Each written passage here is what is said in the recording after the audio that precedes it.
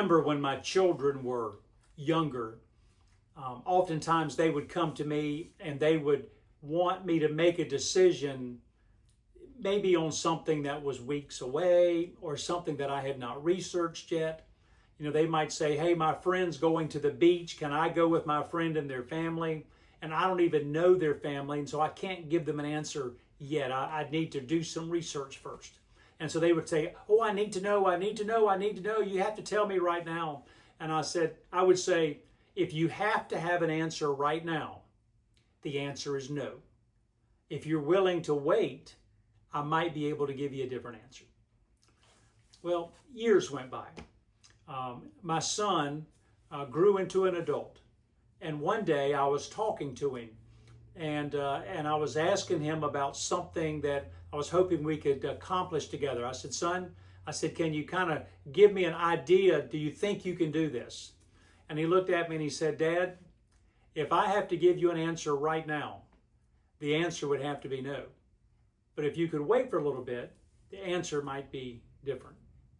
And I realized that the words that I had used had come back around again, and now they were being used on me.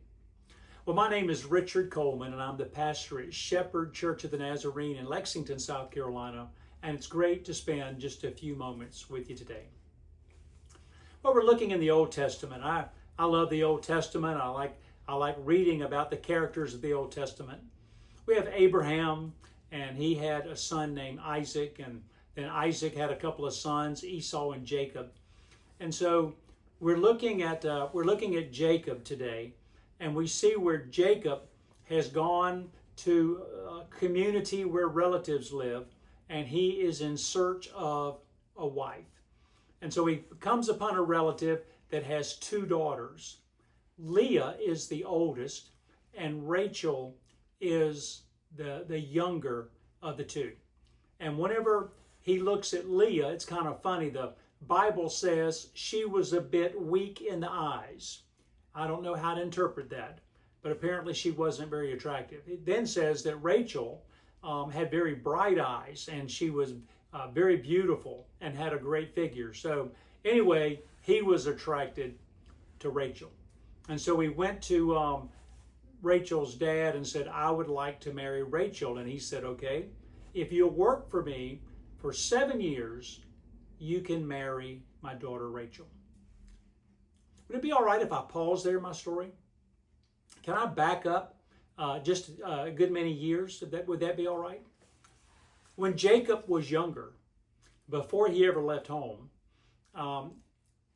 he wanted to get a blessing from his dad. His mother was the one that encouraged that. The blessing was supposed to go to Esau. Jacob had already gotten the birthright, so he was going to get half the inheritance, and now he wanted to be blessed by his dad also. And naturally Esau wanted that. But their mother, she told him, she said, I tell you what, Esau, he's got real hairy arms, so why don't you put goat skin or goat fur or whatever on your arms, go to your dad, tell him that you're Esau, and have God and have him bless you. And so that's what he did.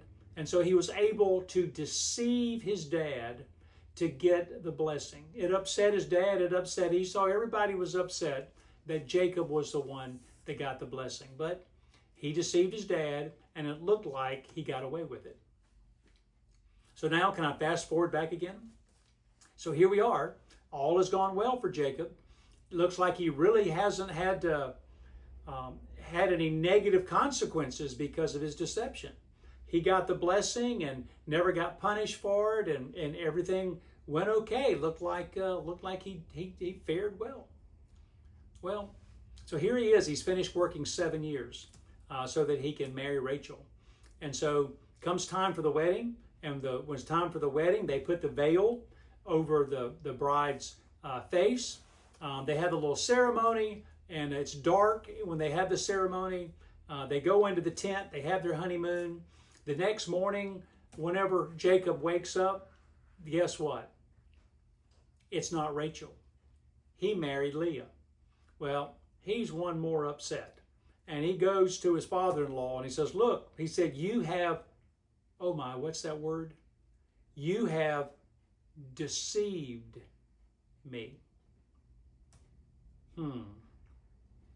Isn't it interesting that what goes around comes around?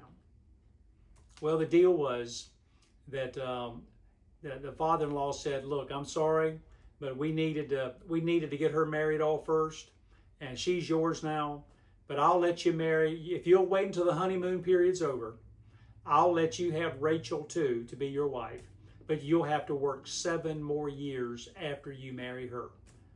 And that's what he did. What's the moral of the story? Maybe I've already covered that, but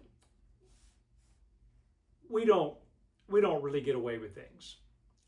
Maybe we think we do, but it all comes back. And even if we break a law and no one ever catches us, or we tell a lie and no one ever catches us, I have seen too many times that all of these things have a tendency of coming back to us. And most certainly, God is aware of all of our actions. And so how important it is for us to put our faith and our trust in God, be honest with other people, have integrity, be the person that God would have you to be. I like the words that's in the Psalms where it says, may the words of my mouth and the meditation of my heart be pleasing in your sight, my God, my rock, and my Redeemer. Well, may the Lord bless you and keep you. May his face shine upon you. May you truly be able to love God and love others throughout this week. Thanks for taking the time and viewing today.